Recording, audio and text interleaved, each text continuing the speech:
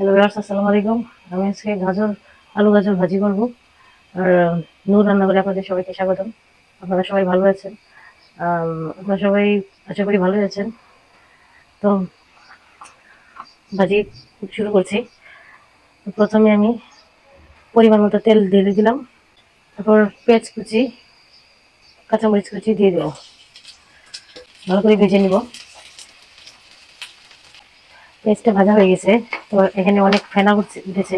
আমি সরিষার তেল দিয়ে গাজরটা ভাজি করছি। আর সরিষার তেলে অনেক ফেনা হয়। আমি আলু গাজরটা দিয়ে দেবো।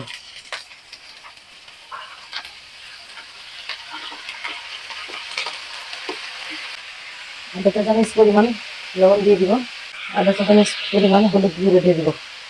এবার উল্টে পাল্টে মিশিয়ে নেব।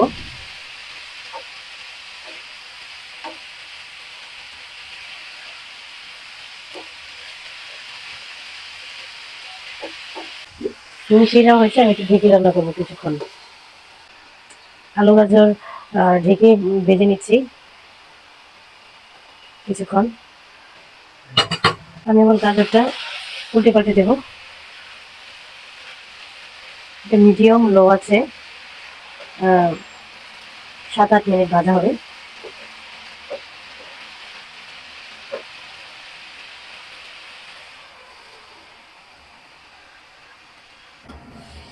আলু গাজরটা আর একটু নেড়ে চেড়ে দেবো।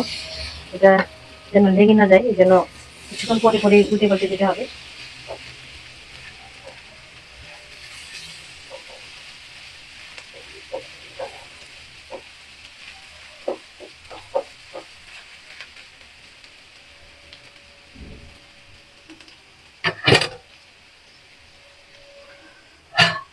আবার ঢেকে কিছুক্ষণ রান্না করবো। আমি আবারও গাজরটা উঠে দিচ্ছি। গাজরটা প্রায় হয়েই যাচ্ছে, সিদ্ধ হয়ে গেছে। আর একটু ভাজা ভাজা করে নেব। তো আপনারা যারা গাজর খেতে চান না, অনেকেই গাজরের গন্ধ সহ্য করতে পারে না, গাজর খেতে চায় না। তো আলু আর গাজর একসাথে যদি এভাবে ভেজে নেওয়া যায়, তাহলে সেটা রুটি, পরোটা, ভাতের সাথে আপনারা খেতে পারেন। তো খুব মজা হয়। এটা একটু খুব সুস্বাদু আর হচ্ছে ভিটামিনযুক্ত খাবার। তো আপনারা অবশ্যই ট্রাই করবেন বাসায়।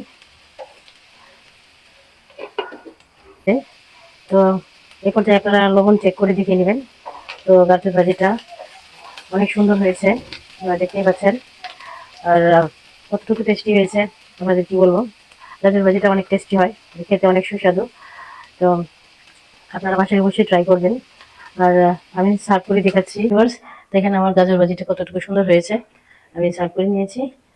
তো আমার এই গাজর ভাজিটা যদি আপনাদের ভালো লাগে, আমার রান্নাটা যদি আপনাদের ভালো লাগে, তাহলে অবশ্যই লাইক করবেন, সাবস্ক্রাইব করবেন।